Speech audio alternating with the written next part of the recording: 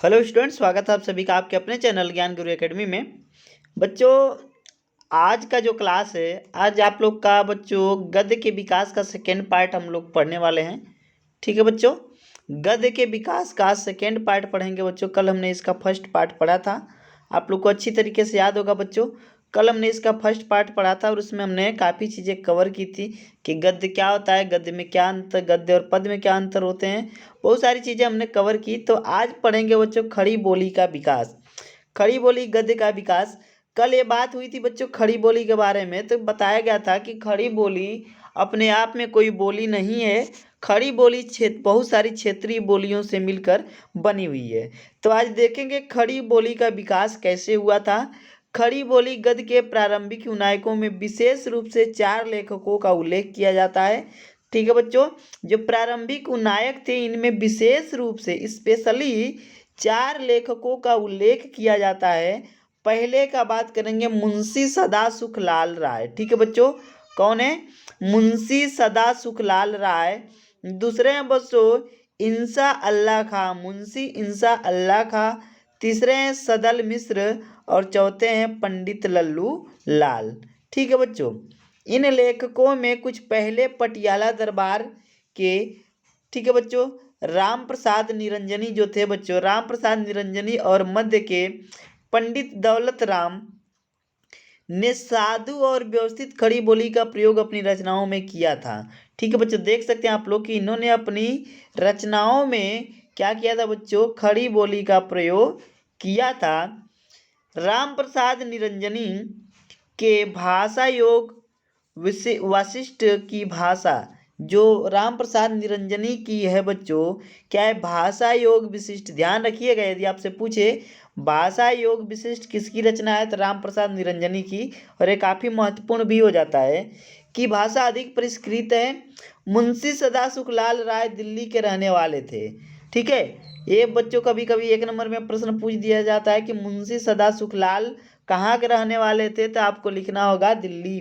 ठीक है, इन्होंने विष्णु पुराण का एक अंश लेकर उसे खड़ी बोली गद्य में प्रस्तुत किया।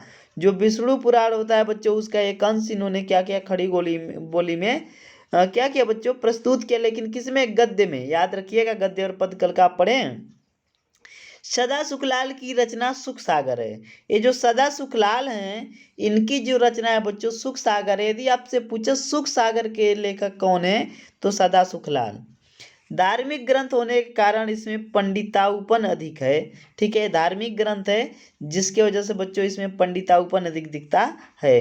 वाक्य रचना पर फारसी शैली का प्रभाव है। जो वाक्य रचना है बच्चों इसमें फारसी शैली का प्रभाव है। मुंशी इंसा अल्लाह खां ने रानी केतकी की कहानी लिखी है। जो मुंशी इंसा अल्लाह खां हैं, इन्होंने किसकी कहानी लिखी बच्चों? रानी केतकी की कहानी लिखी है।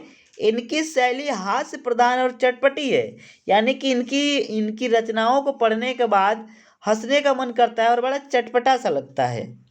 तुकांत वाक्यों का प्रयोग अधिक है। बिल्कुल सही बच्चों, तुकांत जो होते हैं मैंने आप लोग को बताया था, जिसका अंत बिल्कुल तुक, अंत में तुक बैठ जाए उसे तुकांत कहते हैं। ठीक है, मुंशी जी लखनऊ के नवाब सादत अली खां के दरबार में रहते थे।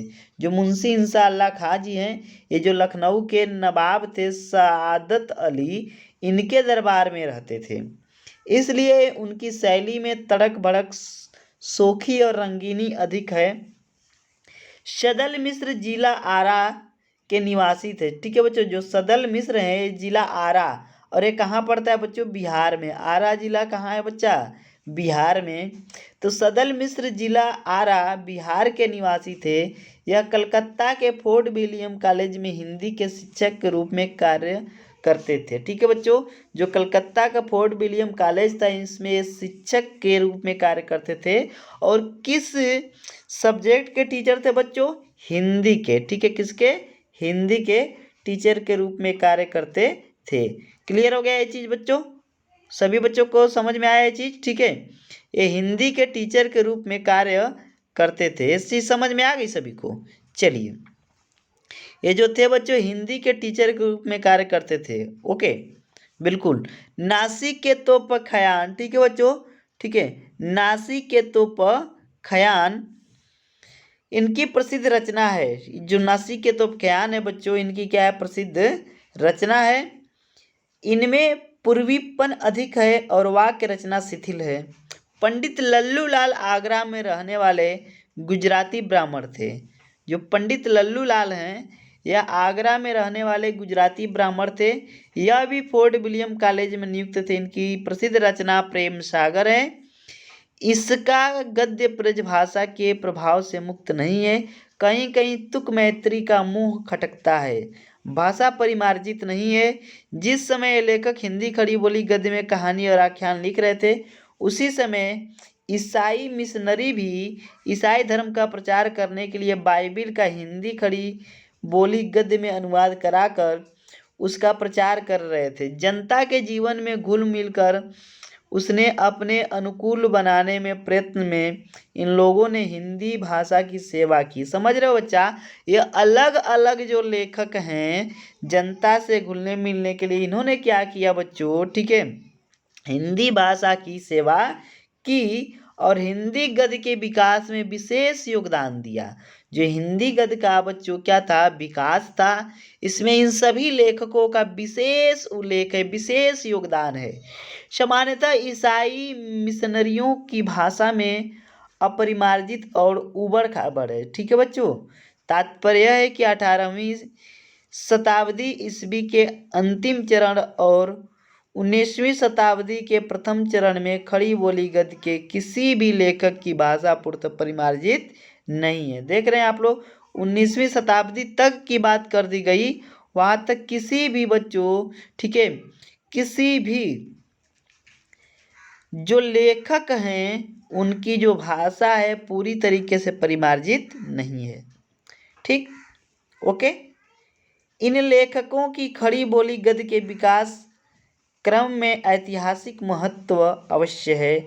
ठीक है बच्चों, ये जो लेखक हैं इनका खड़ी बोली के विकास में एक ऐतिहासिक महत्व है।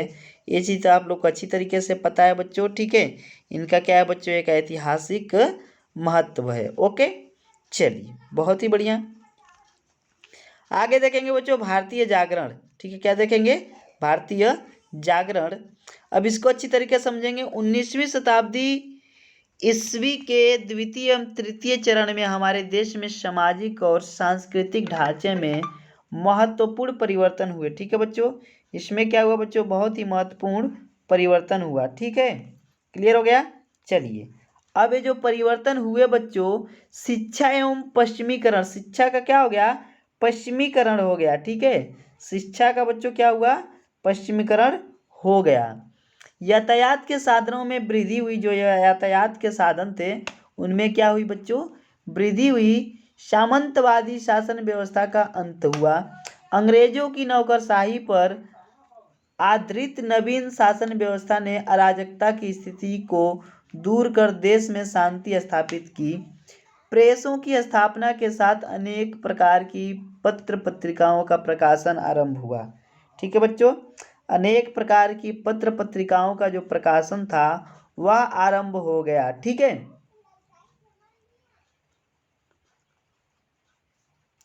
अंग्रेजी शिक्षा के प्रचार प्रसार से नवीन चेतना की लहर दौड़ आई।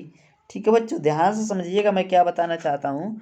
पूरी चीज़ें जो आप लोग का है उसे अच्छी तरीके से मैं समझाने की कोशिश कर रहा हूँ बच्चों। ठीक है, मैंने क्या बताया बच्चों आप लोग को, अंग्रेजी शिक्षा के प्रचार प्रसार, जो अंग्रेजी शिक्षा है उसके प्रचार प्रसार से नवीन चेतना की लहर दौड़ गई और अनेक सामाजिक, ठीक है बच्चों, धार्मिक आंदोलनों ने देश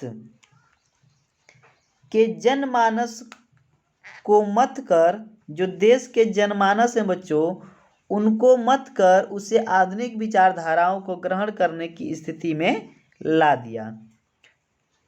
इस नवीन चेतना के अभ्युदय को भारतीय जागरण रेनेसा की संज्ञा दी गई। इस जागरण को देशव्यापी रूप देने और इसकी गति को तीव्र करने में ब्रह्म समाज, बहुत ही बढ़िया बच्चों, राजा राम मोहन राय ने ब्रह्म समाज की स्थापना की थी 1828 ईस्वी में।